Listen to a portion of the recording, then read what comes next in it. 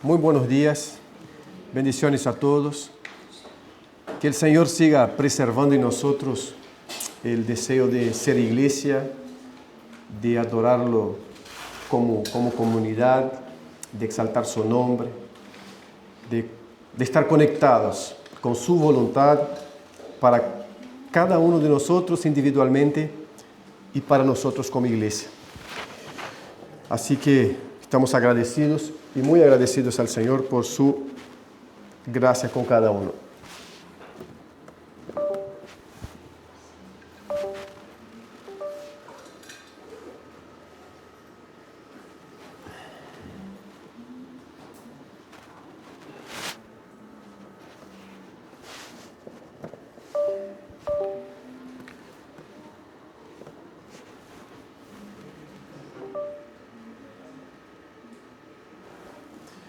Bueno, yo no tengo problema con él,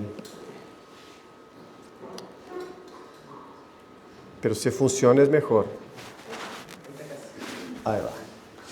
Hay que orar fuerte, ¿no? En estas cuestiones así, si no, no funciona. No vivas para tener más, vive para disfrutar lo que Dios ya te dio. Es eso el tema largo, pero el tema de esta sección que tenemos en Eclesiastés capítulo 5, a partir del 8 hasta el capítulo 6, versículo 9. Tenemos acá un cierre de la primera parte, la primera etapa de lo que viene tratando este libro, Eclesiastés. ¿Tá? Entonces, si dividimos el libro por lo menos en dos grandes estructuras, la primera se cierra de alguna manera con este capítulo 6, versículo 9. Entonces son varios versículos que vamos a estar pasando por ellos, pero vamos a concentrarnos al principio, en la primera lectura, en los versículos 18, 19 y 20 del capítulo 5, que ya leeremos, y luego estaremos pasando en otros versículos. El tema de Eclesiastés termina por repetirse en determinados momentos o en varios momentos, porque una reflexión bajo el sol no tiene cómo no repetirse, no tiene cómo no volver a temas que ya se vio antes, exactamente porque bajo el sol hay una repetición de fenómenos y de acontecimientos a partir de los cuales Kohelet reflexiona para decir que es vanidad, ¿no?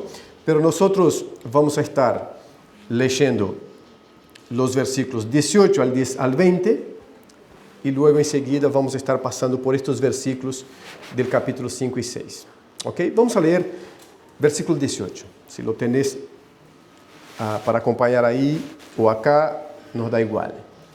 Esto es lo que yo he visto que es bueno. ¿No? Hay mucha cosa, como ya leímos antes y ya reflexionamos antes, que él vio y dijo que no era bueno porque era pura vanidad, porque era correr tras el viento. ¿Ah? Pero acá él confiesa que hay algo bueno y ya hubo esta confesión antes también. Ya vimos esto en otro texto de Eclesiastés. Pero esto es lo que he visto que es bueno y conveniente. Comer, beber y gozarse uno de todo el trabajo en que se afana bajo el sol, en los contados días de la vida que Dios le ha dado.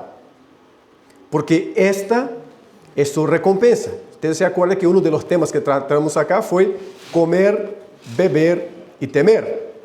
Porque esto ya se dio allá. Entonces, ahora él está hablando que esto es bueno. Él está repitiendo en esta secuencia de reflexiones sobre la vanidad de la vida, que comer, beber y gozarse uno de todo el trabajo en que se afana bajo el sol, en los contados días de la vida que Dios le ha dado, porque esta es su recompensa bajo el sol. Versículo 19 nos dice: igualmente, a todo hombre a quien Dios ha dado riquezas y bienes, lo ha capacitado también para comer de ellos. Y lo que quiero que desde ya se den cuenta acá es de la centralidad de Dios. ¿Ah? Cosas que en Eclesiastés, de alguna manera, una lectura superficial parece no ser central, pero sí es central.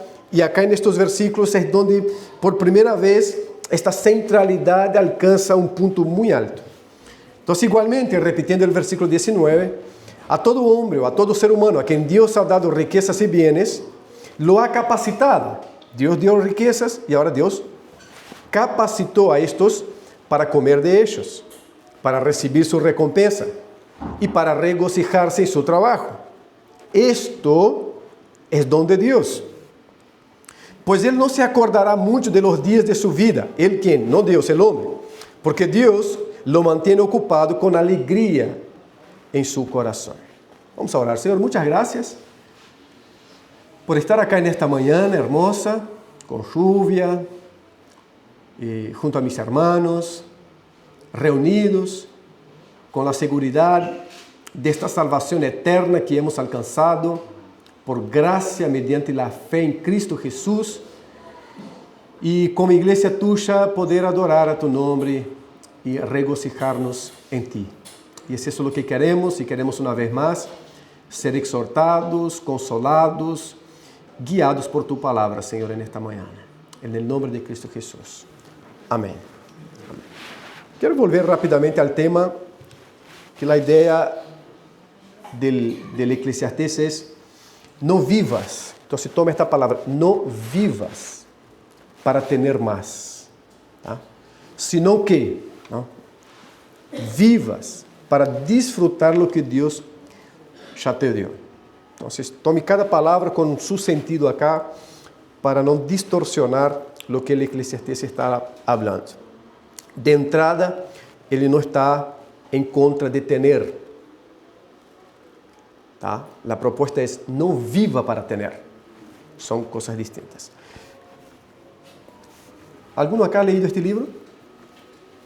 No. Tolstói ha escrito muchos libros, varios libros, ¿no? Fue en el siglo XIX, en los años 1828, es el año de su nacimiento, la primera mitad del siglo XIX. Él es un autor muy conocido y reconocido en el medio académico, filosófico y existencial. Y uno de sus libros, quizás uno de los más cortos, es La muerte de Iván Ilich. La muerte de Iván Ilich. Es un cuento corto donde él narra la vida de un juez en Rusia que dedica su tiempo, su energía, su fuerza a mantener las apariencias, a mantener un status quo en aquella sociedad del siglo XIX, en aquel contexto ruso. El materialismo para él es la fuerza motora de sus acciones. Y todo lo que él promueve, todo lo que él se esfuerza para demostrar en la sociedad, tiene que ver con la buena apariencia, tiene que ver con el buen vivir material, tiene que ver con gastar sus fuerzas y energías para tener y tener y tener. Hasta que un día este hombre cae enfermo, Iván cae enfermo. Y en su enfermedad empieza a reflexionar sobre el verdadero sentido de la vida. Y él empieza a darse cuenta en aquel estado, yendo hacia el final de su vida terrenal, momento de muchísima reflexión, él empieza a darse cuenta de toda la superficialidad en la cual él había basado, en la cual él había estructurado su vida. Y cómo aquella vida estructurada en las apariencias, en la energía depositada, en el acumular material para mantener un status quo frente a sus pares, era vanidad. No en sus palabras, en la palabra de Eclesiastés, muchísimos siglos antes, le hubiera servido muchísimo haber leído Eclesiastés, pero se fue dando cuenta en la propia existencia. Entonces, ya para morir, él introspectivamente, desde la perspectiva filosófica y existencial, decide hacer cambio, porque él se da cuenta que el sentido de la vida no está en lo que uno posee, en lo que uno alcanza, y tampoco en lo que uno llega a presentar frente a los otros en la sociedad. Para él, el cambio sería vivir para la compasión, para la empatía y para la comunidad, y no más para acumular y para tener una buena impresión material frente a los otros. Pero lo más interesante en el cuento es que cuando sus pares, sus compañeros de trabajo, aquellos que compartieron con él varios juicios, y cuando se dan cuenta de su muerte, no les preocupa la muerte de Iván, el hombre que edificó su vida sobre el tener y sobre las apariencias. Les preocupa a ellos cómo la muerte de este Iván les iba a perjudicar en sus vidas, en su trabajo, en su quehacer diario. El tema no es que haya muerto un gran amigo que vamos a sentir muchísima falta. El tema es que mucha de nuestra existencia acá en este ambiente de trabajo, mucho de lo que nosotros desarrollamos y parte del buen sueldo que tenemos, de la buena vida material que tenemos, estaba anclada en Iván y ahora se fue Iván. ¿Qué hacemos? Entonces, lo que el libro propone es esa reflexión sobre la vanidad de la vida edificada fuera de lo que verdaderamente tiene sentido para la existencia. El hombre que todo el tiempo se preocupó en las cosas materiales, trabajó para eso, vivió para eso, y en mantener una apariencia pública importante, ahora en su muerte la gente dice: estamos complicados, no porque falleció él, sino porque nos va a complicar nuestras ganancias, va a complicar lo que tenemos. Repito, quizás Tolstoy hubiese leído Eclesiastés o no, pero hubiese aprendido bastante antes los principios de Eclesiastés. En esta mañana vamos a ver 3 puntos importantes en estos versículos. El primer de estos puntos es: personas que buscan riquezas jamás se satisfacen. Repito, pongan atención en la palabra buscan, porque nuevamente Eclesiastés, como ningún autor bíblico, está en contra de la riqueza en sí. Ahora sí, la Biblia se posiciona firmemente, fuertemente en contra de la búsqueda de la riqueza, en contra de la vida orientada hacia el materialismo, hacia la conquista financiera, hacia la estructuración de la vida a partir de lo que yo puedo conquistar en la sociedad. Esto sí, Cristo fue fuerte en contra de este principio. Eclesiastés es fuerte en contra de este principio. Pablo es fuerte en contra de este principio, la búsqueda. Y vamos a ver cómo Eclesiastés defiende esta propuesta, esta tesis, a partir de los versículos 8 al 12 del capítulo 5 y los versículos 1 al 6 del capítulo 6. Versículo 8 del capítulo 5, él dice así: si opresión de pobres y perversidad de justicia vieres en la provincia, en la ciudad, en el balneario podemos hablar, no te maravilles de eso, no te asustes. La maravilla acá es no asustarse, no decir: qué cosa que está pasando. Esto es lo que él está tratando. Entonces, no te maravilles de ello, porque sobre el alto vigila otro más alto, y uno más alto está sobre ellos. ¿Cuál es la idea de Eclesiastés hablando de la búsqueda de la riqueza? Él podría hablar cuando vea la injusticia, trabaje firmemente para combatirla. Y esta es una verdad que los profetas bíblicos hablan muchísimo de ella. El creyente también vive para combatir la injusticia por medio de la palabra y de la verdad revelada de Dios. Pero él acá dice: no te maravilles de eso. No te asustes cuando veas la pobreza y la injusticia en el balneario, en la provincia, en el barrio o en el país. ¿Y por qué? Porque él dice el siguiente: porque sobre el alto vigila ¿quién? Otro más alto. Pero sobre este otro más alto que está vigilando aquele alto, está otro más alto todavía. Ele está hablando de una cadena en el desarrollo de la vida laboral que no tiene fin. Y en esta cadena se establece un proceso de explotación que siempre va a haber alguien explotando otro alguien.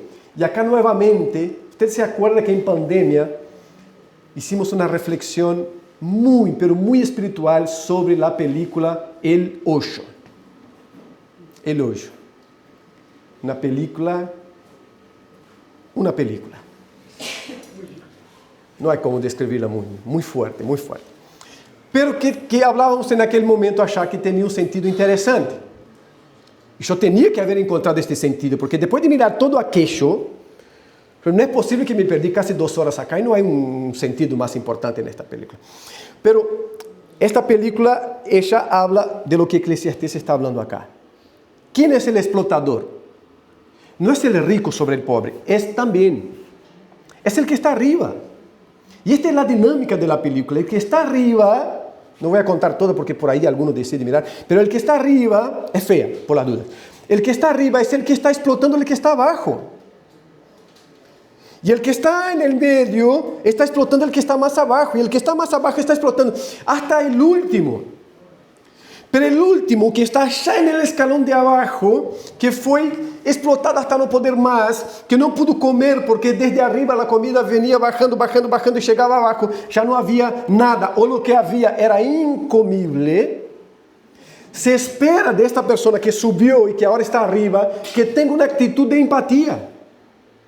Que tenga una actitud de decir, yo estuve allá abajo y sé lo que es estar allá abajo. Ahora que estoy arriba, voy a ser empático. No. Cuando él se pone arriba, él dice, ahora voy a ser peor de lo que me hicieron cuando yo estaba abajo. Y es así que desarrolla la película. Y es eso lo que él está hablando acá con nosotros. Por encima de este hay otro. Y por encima de este otro hay otro. Y por encima de este otro hay otro. Y considerando el corazón humano después de la caída, el corazón humano contaminado por el pecado, siempre uno quiere explotar el otro. Es solo mirar las propias prédicas que escuchamos, porque capaz que estamos pensando achar en la empresa donde trabajo, estamos pensando achar no sei dónde, Estados Unidos explotando, porque siempre fue el símbolo, ¿no?, que trajimos. Entonces, no. Mira cómo están los pastores explotando los miembros. Mira cómo están los apóstoles sacando hasta lo último de las ovejas. Mira cómo están hermanos empresarios explotando sus trabajadores. Mire cómo esos trabajadores que tienen trabajadores bajo su mando están explotando esos trabajadores que están bajo su mando. Y ahí mira cómo la empleada doméstica que está trabajando y siendo explotada, cuando ella tiene la oportunidad, es una explotadora también. ¿Por qué? Porque no tiene que ver con la función que está, tiene que ver con el corazón del ser humano. El corazón del ser humano es un corazón malvado, es un corazón explotador por naturaleza después del pecado.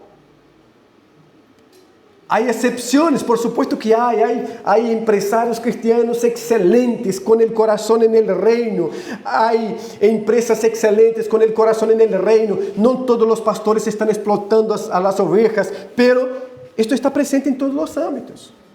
Entonces Salomón dice, no te maravilles, no te asustes cuando ve en la plaza o en cualquier ámbito la explotación. ¿Por qué? Porque el que está explotando tiene otro por encima de él que lo está explotando, y tiene otro por encima de aquele outro que está explotando, y esta cadena se va desarrollando, y el lugar de empatía es para el creyente regenerado, que dice, no, la explotación no pertenece a Dios.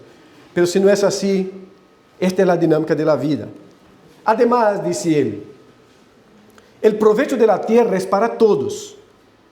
El rey mismo está sujeto a los campos. La idea ahora del versículo 9, es decir, si en lugar de concentrar tantas tierras en una mano, o en una casa, o en una familia, o en una empresa, si esto fuera distribuido, o que el rey que tiene el dominio produjera para verdaderamente bendecir a toda la provincia o a toda la sociedad, no habría hambre. Hace muchos años que el The New York Times publicó uma encuesta dizendo que Brasil tem potencial para alimentar, produzir e alimentar toda a população pobre do mundo. Só o Brasil, não está falando de nenhum outro lugar. Brasil tem potencial para produzir, sembrar, cosechar e alimentar toda a população pobre do mundo. Vos entras em comunidades brasileiras onde a gente está esperando que vengan os ratones para poder comer. Há gente em comunidades brasileiras que se hace sopa de cartão. Sopa de cartão. ¿Por quê? Porque ele está falando, además, el provecho de la tierra es para todos. Es decir, si hay un rey justo que quiere verdaderamente que la justicia se expanda por la provincia, ele vai dar buen uso, el contexto del rey, por supuesto, es para él vai dar buen uso para esta tierra, y no tiene nada que ver con las ideologías del siglo XXI, bueno, del siglo XX, XXI, ele vai dar buen uso para esta tierra, y la injusticia va a ser aplacada por la justicia de alguien que cree verdaderamente en eso. Pero uno puede decir, pero miramos Uruguay, y entra en Uruguay, no sé, por lo menos 5 poblaciones de la que es hoy. Cada familia con un terreno podría tener. Cada una. Pero hay porciones y más porciones concentradas con uno, con un grupo. Y para nada a veces. Pero vos decís así, ¿qué explotadores son? Quieren acumular. Bajamos el escalón. Vamos bajar um pouco, vamos seguir acá o razonamento. Bajamos. Há uma quantidade de gente que está vivendo de entrar em um terreno que não é suyo, tomarlo, venderlo, ir para outro terreno que não é suyo, tomá-lo, venderlo, ir para outro terreno que não é suyo, tomá-lo, venderlo, e está vivendo assim. Eu não posso dizer, e capaz que é esta quantidade de terra na mão da gente explotadora, e ele está haciendo lo mismo, porque o coração é o mesmo. La corrupción está dentro y la propuesta es la misma. Lo que diferencia acá es la cantidad. Uno explota hectáreas y más hectáreas y el otro 520 metros cuadrados. Pero no es porque tiene una necesidad, es porque descubrió que puede vivir así. Yo hablaba con uno semana pasada que hace exactamente eso. E disse, se não é com um moralismo tremendo, mira que eu tenho tantos aqui por tal balneário e posso conseguir para ti. E no mesmo momento entrou em uma aplicação, no teléfono, e começou a ver os pontos todos em Uruguai, onde se pode chegar e entrar. No mesmo momento mostrando-nos aí.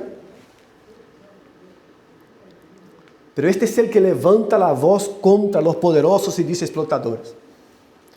E hace lo mismo en una cantidad menor, y es lo que él está hablando por encima de uno a otro. Y después él dice, además, el provecho de la tierra es para todos, si se usar de manera correcta. Pero la tesis de este primer punto, ¿cuál es? Es que vivir para buscar, alcanzar la riqueza es vanidad. Entonces lo que él está hablando es eso. En lugar del rey, del que gobierna, del que tiene el poder, distribuir, él quiere acumular. En lugar de que yo viva para también contemplar la necesidad ajena, yo quiero para mí. Y para mí, y para mí.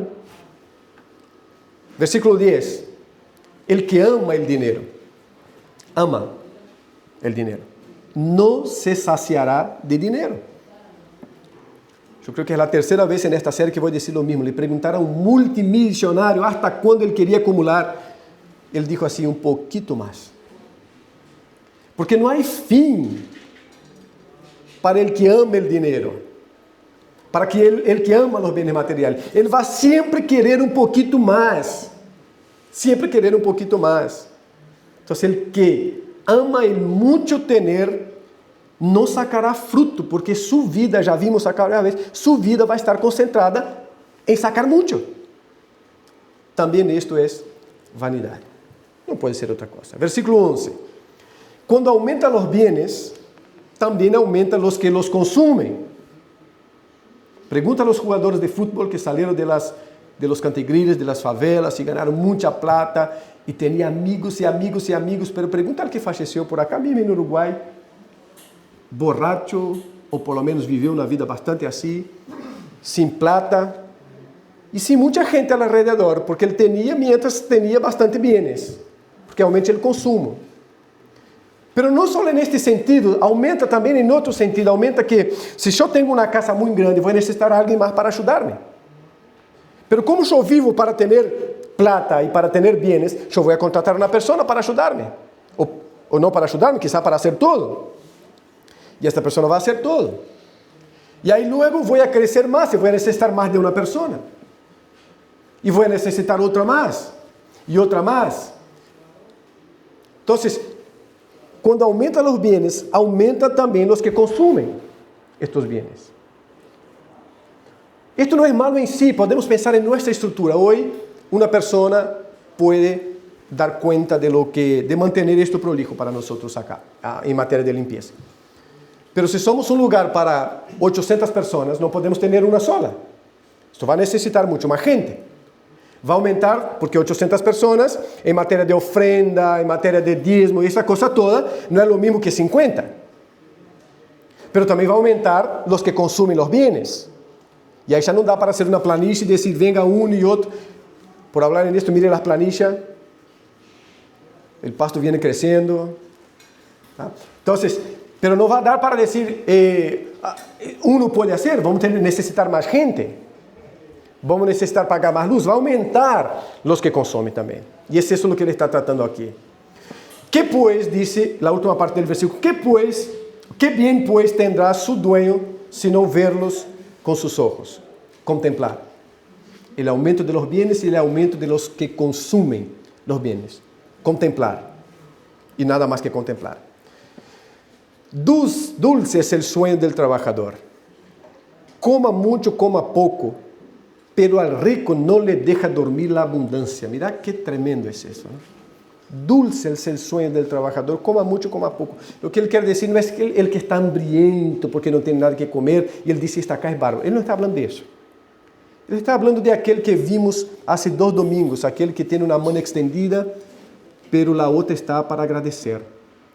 A diferença de aquele que tem as 2 manos extendidas, que quer acumular e acumular e acumular e não alcança nunca. Ele está falando disso. Então ele diz, esta pessoa que sabe equilibrar, que não vive para ganhar a plata, sino que trabalha porque a plata é uma necessidade. Então, esta pessoa, su sueño é dulce, é decir, pode acostar-se e dormir. Pero el que vive solamente para alcançar, para conseguir mais, para ter mais, não pode dormir bem. Está sempre preocupado com os negócios. Está sempre preocupado com como ganhar mais, com como superar a competência, com como organizar minha empresa para que seja melhor que a de meu vecino. Isto lhe consume de dia e de noite, de dia e de noite. Não é satisfação. Não é satisfação. Eu conheço uma família, achá em Paraná, todos bicicleteiros. O padre e aí os filhos assumiram o mesmo ofício, bicicletaria. E em um momento onde as bicicletarias foram todas cerrando-se, em muitas partes. ¿Por quê? Porque hoje com parte vos compras e em tu casa mesmo já fazer quase todo o que se necessita. Eles permaneceram. Mas não só permaneceram, foram crescendo, mas crescendo de maneira tão natural, e são adventistas todos eles, não? Adventistas de la promessa. Todos os viernes a las 5 cierra. Terminou, acá não há mais serviço. Viernes a las 5 cierra. Sábado, de manhã estão todos em la igreja para cumprir sua função. São todos músicos, todos eles músicos. Estão aí. Todo o dia sabático. Domingo abrem até o meio-dia. Não se afanam com o trabalho. E Deus los ha prosperado a los 3. A los 3. Uno mais que outro, sempre assim. Pero lo ha prosperado a los 3. E los 3 com este ofício tienen casa, autos lindos, vivem tranquilos, sem afanar-se para trabalhar. sin decir, no voy a cerrar porque un día, un sábado, es cuando más pincha cubierta. Tengo que estar abierto acá por un sábado porque si no, No, viernes de tarde cierra.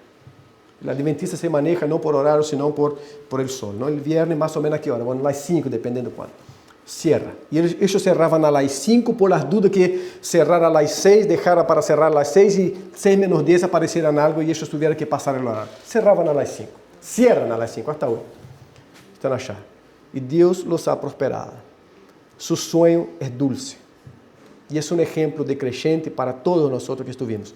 Los que no saben, acá yo me convertí en una iglesia adventista, por eso estoy hablando dentro de este contexto. ¿Tá? Versículo 7. Todo el trabajo del hombre es para su boca, y con todo eso su deseo no se sacia. ¿Por qué? Porque el comer es así, ¿no? Desayunamos, pero a las 9:10 estamos. ¿No tiene ahí? Del capítulo 6 ahora entonces. Capítulo 6, aquí pasamos, perdón, del capítulo 6. Esse texto, técnicamente hablando, ele se organiza em um modo que se chama quiasma. Os quiasmas tomam um ponto de acá e outro ponto de achá, outro de acá, outro de acá, e hace uma conclusão no meio. É muito característico da literatura sapiencial. Os salmos são estruturados muitas vezes nesta estrutura de quiasmos, e também provérbios, mais que todo, Eclesiastés, não tanto provérbios, e Cantar de los Cantares. Então, este texto que estamos leyendo acá, na parte do capítulo 5 e 6, se estrutura assim. Então, o quiasma é uma parte A com a parte B, parte A com a parte B. Se hace como esta cruz e no meio vem a conclusão. Então, a conclusão não vai ao final, a conclusão vai no meio. E era muito característico da época e isso se compreendia bem. Nós desarrollamos de outra maneira, porque nós concluímos em la conclusão, la redundância, não? Pero vamos llevando a coisa e em la conclusão é onde traemos lo que ellos traían en la mitad. Por eso salimos del 5 y fuimos al 7 y luego volveremos al 5. Todo el trabajo del hombre es para su boca y con todo eso su deseo no se sacia. Desayuno, volvemos a eso, no a la comida. Desayuno a las 9, hambre nuevamente, unos mucho más que otros, y a las 12 almuerzo. En un rato empezamos a pensar en el asado, en el fideo con tuco, en los tallarines. Pero casi todos nosotros desayunamos al venir. Pero esta es algo que se repite. Pero en aquellos que viven para adquirir, para generar cosas materiales, es mucho más. Porque acá el trabajo y la boca es también sinónimo de una entrega a la vida material. Entonces, no se sacia nunca, no se sacia jamás. El versículo 8 dice, porque ¿qué más tiene el sabio que el necio? ¿Qué más tiene el pobre que supo caminar entre los vivos? Más vale vista de ojos que deseo que pasa.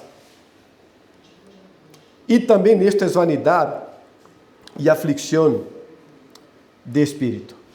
Más vale poder contemplar con satisfacción que tener un deseo que no se satisface con nada, porque el que vive para las cosas solamente materiales nunca se satisface con nada. Entonces, más vale vista de ojos que deseo que pasa. Y también esto que es vanidad, es apalpar viento, vapor, es aflicción de espíritu, es angustiar el alma con algo insaciable, con algo que no se puede alcançar. E assim termina ele este primeiro ponto, hablando sobre vivir para alcançar la riqueza es vanidade. Es vanidade. Vamos ao segundo ponto. E o segundo ponto diz el mal de não disfrutar la vida. O não disfrutar la vida, sino que vivir tal como vimos hasta ahora, es un mal. Un mal que el que está viviendo así no se da cuenta. Su espíritu está afligido. Su vida es puro afán. No tiene un sueño dulce, pero él no se da cuenta o no quiere darse cuenta porque entregó su corazón a alcanzar y alcanzar y alcanzar cada vez más cosas materiales. Ahora nosotros vamos del capítulo 5, versículo 13 al 17 y volvemos capítulo 6, versículos 1 al 6. ¿Tá? El 13. Hay un mal doloroso que he visto debajo del sol, las riquezas guardadas por sus dueños para su mal. Interessante, não? Porque ele guarda para seu próprio entierro, guarda para seu próprio mal, guarda para sua própria destruição. E ele disse, este é um mal. Já vimos bastante sobre isso em mensagens anteriores. Las quales, es decir, las riquezas, se pierden en malas ocupaciones, malas administraciones, malas conquistas, malas adquisiciones. E a los hijos que engendraron nada les queda en la mano. Acá entra un problema. Antes, Salomón habló del problema de uno afanarse por garantizar el futuro de nuestros hijos. Él hablaba de eso. Afanarse porque necesito garantizar el futuro de mis hijos. Ele disse, isso é um mal, esta é vanidade. Porque primeiro não sabemos que futuro será. E se habrá futuro para estes e para ti. Pero ele está falando que é tão mal não disfrutar a vida, porque uno termina fazendo malas adquisições, porque uno termina comprando mal, investindo mal, e aí nem os próprios hijos podem desfrutar de todo quanto ele se afanou para adquirir. E ele disse, isso é um mal. Las cuales se pierden en malas ocupaciones, y a los hijos que engendraron nada les queda en la mano. Vuela, y vuela todo. Como salió del vientre de su madre desnudo, así vuelve, yéndose tal como vino, y nada tiene de su trabajo para llevar en su marco. Acá nos acordamos de Job, que dice, tal como salí, volveré, pero habla eso exaltando a Dios. El problema acá es que no hay exaltación de Dios.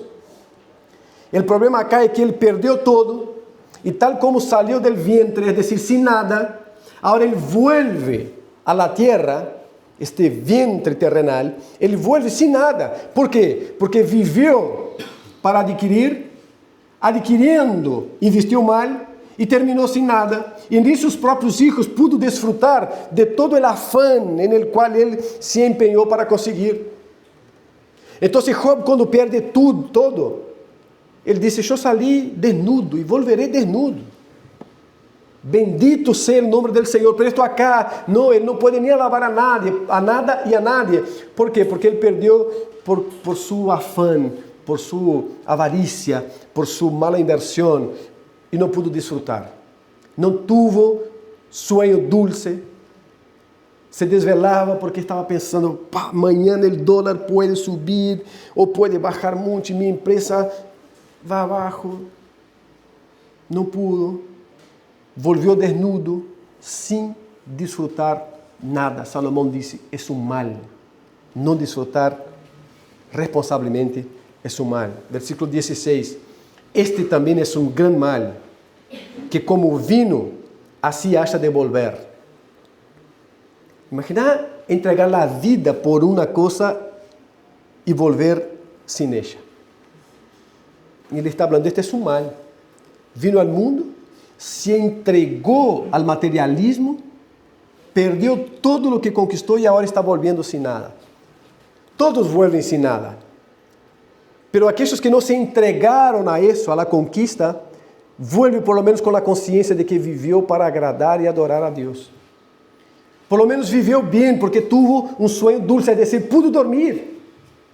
Não desvelava pensando que a empresa já não existiria mais, porque sua provisão era Deus, aunque ele trabalhava com toda responsabilidade, sua provisão era Deus. E ele disse, este também é um mal, que como vino, assim acha de volver, e de que ele aproveitou trabalhar em vano.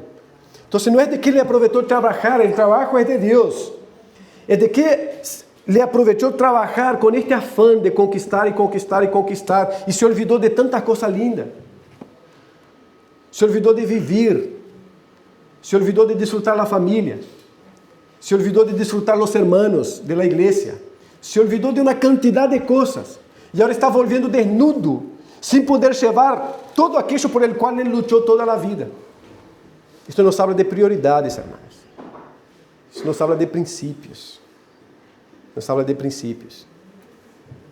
Además de esto, dice el versículo 17, todos los días de su vida comerá en tinieblas, con mucho afán y dolor y miseria, porque su existencia está alrededor de eso.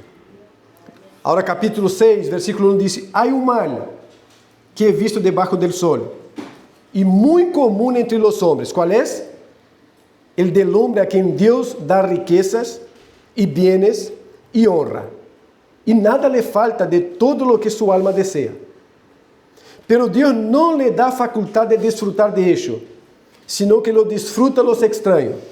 Esto es vanidad y mal doloroso. Acá, lo interesante de esto acá es que Dios da riquezas y bienes y honra, y nada le falta de todo lo que su alma desea. Dios le permite tener todo eso. Dios le da todo eso.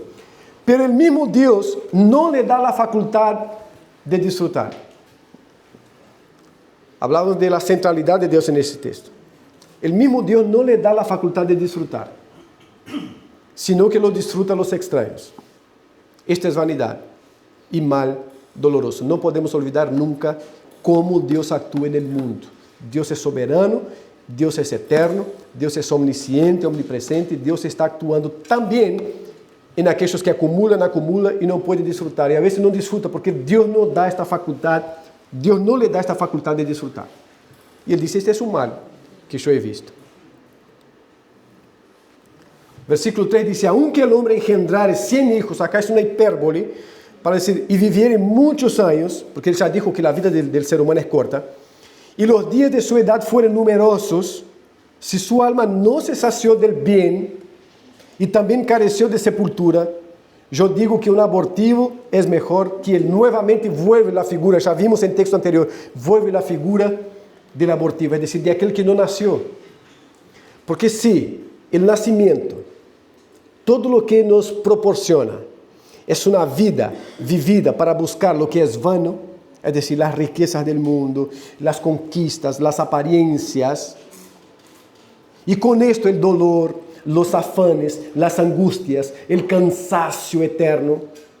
Salomón dice, el que no nació está mejor. Porque no tuvo que ver toda la maldad, toda la explotación, no tuvo que afanarse por algo vano. Él está mejor que el que vivió para eso y solamente para eso. Hermanos, el texto nos está llamando a hacer una reflexión sobre cómo estamos viviendo. Espero que esto esté quedando claro para nosotros en todo este tiempo. Cómo estamos viviendo, cuál es nuestra prioridad, el lugar que el trabajo ocupa, el lugar que la familia tiene en nosotros, el lugar que la vida misma tiene en nosotros. Alrededor de qué estoy estructurando mi vida.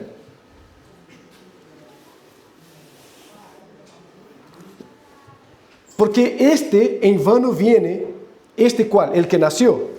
Y no el abortivo, porque en vano viene y a las tinieblas va, y con tinieblas su nombre es cubierto. Que vivió solo para acumular y todo eso, en vano viene y en tinieblas se va, y con tinieblas su nombre es cubierto, va a caer en el olvido.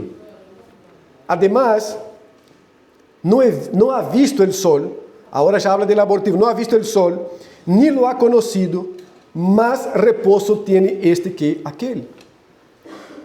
Aquel que no durmió el dulce sueño, que se afanó la noche y el día, que desveló. Dice, el que no vio el sol es mejor que aquel. Mucho mejor, porque no vio el sufrimiento todo bajo el sol y no se entregó de manera tal a este sufrimiento que no pudiera disfrutar nada. Él está hablando, pasar por esta existencia, en este mundo caído, con seres humanos caídos, sin disfrutar nada, es mejor no haber nacido. O sin entender el verdadero significado de la vida, es mejor no haber nacido. El abortivo, el que no nació, está mejor que el que nació solo para eso. Porque si aquel viviera 1000 años 2 veces, mira la hipérbole, si el que nació, viviera 1000 años 2 veces, sin gustar del bien, sin disfrutar, sin gozar del bien, ¿no van todos al mismo lugar? La diferencia es que uno fue sin experimentar, sin probar las durezas de la vida, las aflicciones de la vida. Y el otro experimentó las aflicciones de la vida y no pudo y no supo disfrutar nada de lo que Dios le dio. Termina todos yendo al mismo lugar, pero uno sin ver las aflicciones y el otro probando las aflicciones y no disfrutando nada de la vida. Aí ele termina este segundo ponto y entra en el tercero. Disfrute. ¿Cómo podemos concluir eso? Así, disfrute de los dones diarios de Dios. ¿Qué podemos ver después o hacer después de todo lo que hemos visto en Eclesiastés? Disfrutar de los dones diarios de Dios. Esto no quiere decir de trabajar para alcanzar determinadas cosas. Esto quiere decir que esto no puede ser nuestro fin. Me estoy arrebentando porque yo quiero conquistar esto y esto y esto y esto y esto. Es un problema, es lo que Él está tratando acá. Todos nosotros tenemos aspiraciones y debemos tener, todos nosotros tenemos proyectos y debemos tener, todos nosotros pensamos en mejorar y debemos mejorar. Pero cuando nuestra vida se convierte en algo que busca solamente esto, es vana. Cuando el fin de nuestra existencia son estas cosas, Él dice, esta es vanidad, esto es correr tras el viento. ¿Por qué? Porque en esta carrera no estás disfrutando de lo que Dios ya te dio. Deus te deu uma família e não la está desfrutando. Deus te deu um trabalho e não lo está desfrutando porque te estás afanando por algo mais. Deus te deu a capacidade e a necessidade de dormir e não está desfrutando. ¿Por quê? Porque não pode. Se desvela. ¿Por quê? Porque tem que trabalhar e trabalhar e trabalhar. Ele está falando, esta é vanidade. Esto termina mal, es lo que Él está hablando con nosotros. Entonces Él está hablando ahora, ¿qué es lo que se puede hacer? Disfrutar de los dones que Dios nos ha dado diariamente. ¿Y cómo nosotros nos olvidamos de esto, hermanos? Porque somos quejosos por naturaleza. Porque nos cuesta reconocer las bendiciones que Dios nos ha dado. Porque si tenemos pan, queremos pan, fruta, leche, café, manteca, huevo, melón, sandía, papaya. Pero si tenemos todo eso, nos cuesta decir, Señor, muchas gracias, porque queremos algo más. Faltó acá el fruto del dragón. Y ahí hacemos un asado, ahí tenemos colita de cuadril, tenemos... Esta hora no es buena hablar mucho de eso, pero tenemos. Ahí miramos todo aquello y decimos, faltó acá morcilla. Para mí no faltaría nunca, ¿no? Pero faltó acá morcilla. ¿Me entiendes? Faltó acá eso. Entonces, tengo un sueldo, pero faltó acá 3 sueldos como ese. Y en eso nos olvidamos o dejamos de disfrutar lo que Dios nos está dando. Que Dios nos está concediendo. Y Él nos está enseñando entonces a disfrutar. Y eso es lo que tenemos en los versículos que leímos al comienzo. Y aquí pues el bien que yo he visto. Él dijo que había visto cosas malas y expuso. Ahora él dice, he aquí el bien que yo he visto. ¿Y cuál es el bien? Que lo bueno es comer y beber y gozar uno del bien de todo su trabajo con que se fatiga debajo del sol. El trabajo en el mundo caído siempre es fatiga. No es malo en sí el trabajo es creación de Dios. Pero en el mundo caído, con seres humanos caídos, el trabajo siempre cansa, siempre nos fatiga. ¿Tá? Pero están aquellos que se disfrutan del fruto del trabajo y tienen aquellos que acumulan y acumulan más trabajo y no disfrutan nunca. Por un lado, este es mal, pero por el otro lado él dice, yo he visto algo bueno. Y lo bueno es comer y beber. Y comer y beber es mucho más que esto, que comer y beber. Él está hablando de disfrutar, reconocer a Dios en eso, entender que esta es provisión de Dios, entender que el trabajo que tengo es provisión de Dios. Y entender que la comida que tengo es provisión de Dios. Entender que lo poco que tengo es por provisión de Dios, porque Él está trabajando otra cosa en mí. Entender eso, Él está hablando del disfrute en este aspecto amplio. Gozar uno del bien de todo su trabajo con que se fatiga debajo del sol. Todos los días de su vida que Dios nuevamente le ha dado. Todos los días de su vida que Dios le ha dado. Dios nos dio una vida para glorificar a Él con esta vida, y no para vivirla para nosotros, en el fatigarse y sin confiar en la provisión de Dios. Porque esta es su parte de quién, de este que disfruta. ¿Cuál es la parte nuestra de todo esta carpa, al fin y al cabo? No es juntarse con amigos. No hay nada más lindo que amistad. A gente que passa por la iglesia 50 anos e não hace uma amistad verdadeira. Não genera comunhão de amistad. en los últimos días está solo y aislado porque no generó. Ayer me compartía una persona, hablaba sobre esto, hablaba sobre sus padres. Sus padres. Y decía cómo están en este tiempo de sus vidas. Já bien ancianos, aislados por um autoaislamento, pero passaram a vida dentro de igrejas. Passaram a vida falando que estava buscando direção de Deus, orientação de Deus para isto, para aquele outro, para aquele... E estão aislados, estão enfermos, estão depressivos, estão mal. E este estar mal também se levou a maldade ao próprio matrimônio. Não se suportam a esta idade, quando deveriam estar os dois apoiando-se um ao outro. Viveu de tal maneira, se afligiu de tal maneira, que não pudo desfrutar mientras vivia, com certa saúde, e agora que está todo mal, está pior todavia. Onde estão os amigos que construíram? Ou as amistades que construíram? Não há. Não há. A comunhão que desarrollou. Porque estamos confundindo igreja com isto acá hoje. Isto é igreja também. Estamos confundindo, não vamos mais achar de isso. Deus nos dá. Deus é tão bom que Ele dijo, mira, tal como estão estas amizades são malas, las vou a salvar, regenerar, e vamos a juntar isto para que ustedes desarrollen amistad a partir de uma nova perspectiva, que é a perspectiva bíblica. Nós ignoramos. Não desfrutamos del bem que é ser igreja del Senhor. Para construir amistades verdadeiras. Ele disse que esta é nossa parte acá. Não há muito mais que isso. Não há muito mais que isso. Ter amigos verdadeiros, viver em família de maneira verdadeira, sabendo que toda família contempla luzes e tinieblas. Não há família perfeita acá, toda família, não há uma. Pero desfrutar. Esta é nossa parte, disse ele. Não há muito mais que isso. Nadie põe nos bolsillos o bem que conquistou e dijo, agora me lo llevo todo. Os faraones intentavam, porque creia que neste passagem de uma existência a outra se podia necessitar o ouro e a coisa já. E já sabemos que não.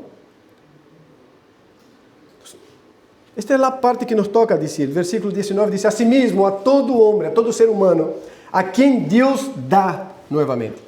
A quem Deus dá riquezas. Ele dá, eu creio que está mais que compreensível, pero a vezes para que nada salga de contexto, Deus dá a partir do trabalho também que desarrollamos, por supuesto, tá? Não está falando de sentar e decir, tá, já que Deus dá, então que venga. Não está falando nada disso. Pero sim, aún para conquistar o que temos, Deus tem que dar, porque senão se cierra a porta, eu me vou a enlouquecer trabalhando e não vou ter nada. E não são poucos os que estão nisso. Então, assim mesmo, a todo ser humano a quem Deus dá riquezas e bienes, e lhe dá também a faculdade para que coma de ella, porque ao outro grupo que vimos anteriormente, Deus lhe dá bienes e riquezas, pero não lhe dá a faculdade de disfrutar. Pero acá ele está falando a quem Deus dá bienes e riquezas, e também lhe dá a faculdade, a capacidade, a sensibilidade, para que coma de ellas, e tome sua parte, e goste de seu trabalho. Isto é dom de Deus. Isto é dom de Deus. Poder desfrutar de lo que estamos trabalhando.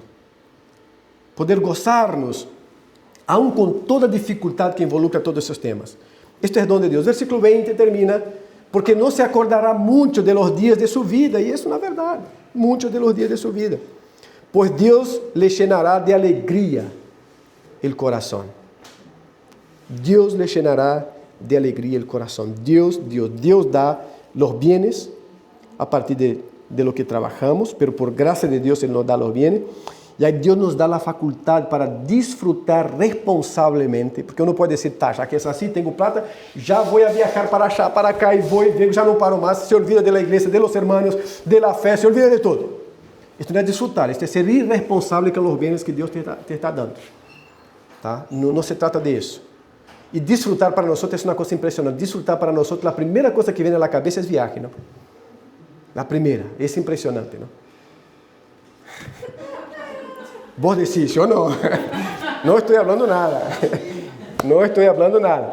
Pero es la primera cosa que viene a la mesa, a la cabeza, ¿tá? Que sí, es rico, es bueno, pero es la primera cosa. No entendemos que poder sentar papá, mamá y los hijos allí en un día teniendo un pan, y yo siempre hablo pan porque somos todos del pan, ¿no? Un pan, un café y una leche para tomar todo junto y decir, Señor, muchas gracias por esta cosa. Este es disfrutar también. ¿Y cómo es disfrutar? Así como es disfrutar, llegar al almuerzo y decir, ahora me voy a juntar con un amigo, ya estamos hablando, ¿no?, de los amigos, empezamos a juntar, me voy a juntar y voy a comer algo, disfrutar. Pero ahora me voy a ir a mi casa, ¿por qué? Porque hay gente que no sabe para dónde va. Yo me voy a ir a disfrutar, disfrutar. Él dice que este es don de Dios, y es Dios quien concede esta facultad, y es eso lo que llena el corazón de alegría bajo el sol. Bajo el sol. Hacemos una pregunta, ¿y ahora qué? Y a diferencia de los mensajes anteriores, donde más de un texto del Nuevo Testamento estuvimos viendo, eu quero concluir primeiro com isto acá. Devemos elegir entre dois modos de vida. Há dois modos de vida. E está muito claro neste versículo acá, hermanos. Nadie puede servir a dos señores. Nadie. Porque o aborrecerá a uno, Mateus 6:24, e amará al outro, o apreciará a uno y despreciará al otro. Ustedes no pueden servir a Dios y a las riquezas al mismo tiempo. Hay un modo de vida. Vivir para las conquistas materiales es servir a las riquezas. Este modo de vida no agrada al Señor. El Señor no es franciscano, por la duda. No hay voto de pobreza. No tiene que ver con eso, pero tiene que ver con el corazón.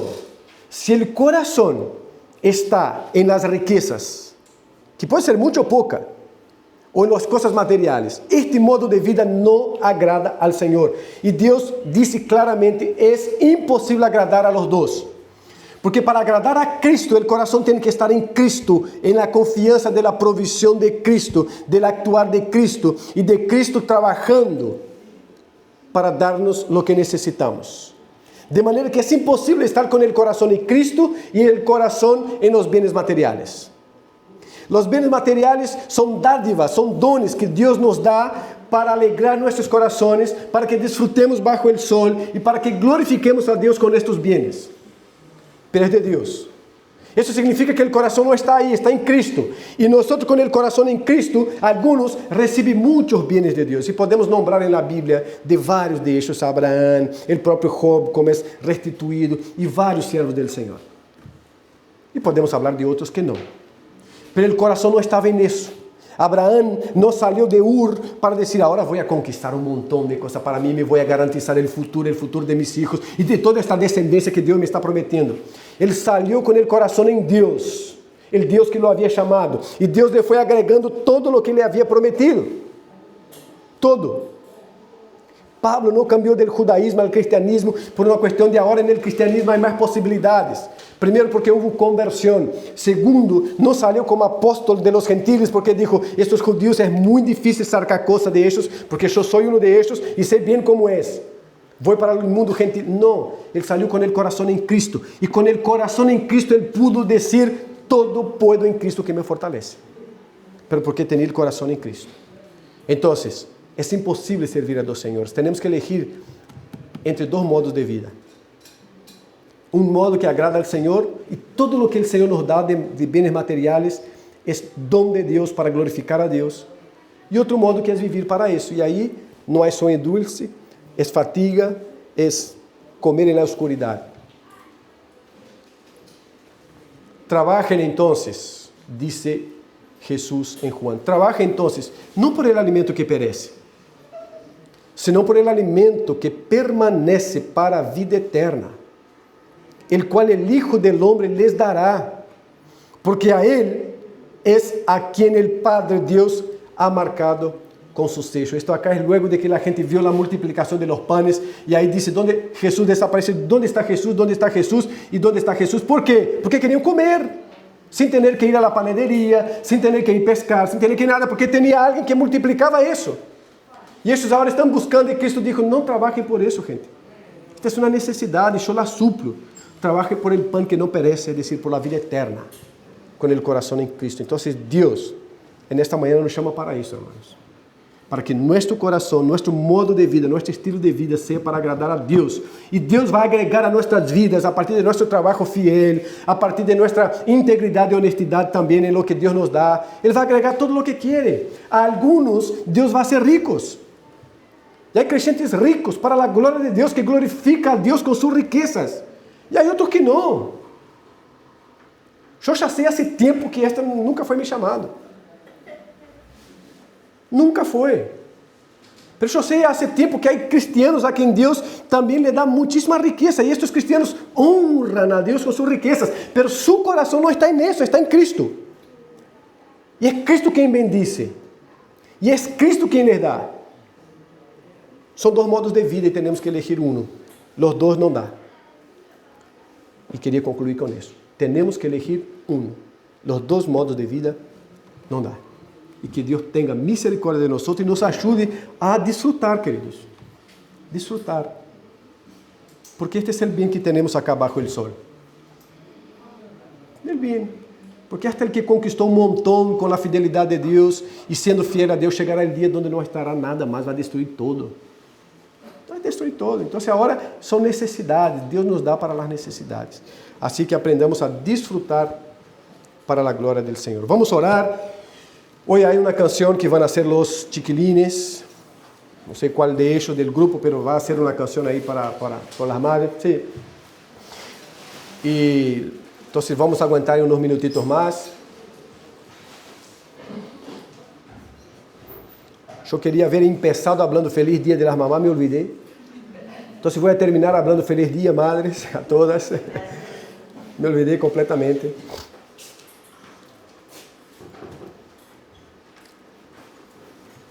Así que vamos a orar, porque después cuando terminen los chiquitos de cantar, ya estamos despedidos. ¿Tá? Los hombres, por favor. Ayer tuvimos asamblea, viernes y sábado acá en La Tuna. Invité a algunos, cobardes todos, ninguno me acompañó a la asamblea. ¿Entiendes? Te preservé. Pero no, cada cual buscó una excusa y no quiso. Pero estuvo Anita y yo estuvimos allá. Fue una asamblea tranquila. A mí no me gusta ninguna asamblea, ni las nuestras, no soy fan de las asambleas, ni las nuestras que hacemos acá, ¿tá? Pero fue tranquila, estuvimos allá, se eligió una nueva comisión, en fin. Así que Dios siga controlando todas esas cuestiones también.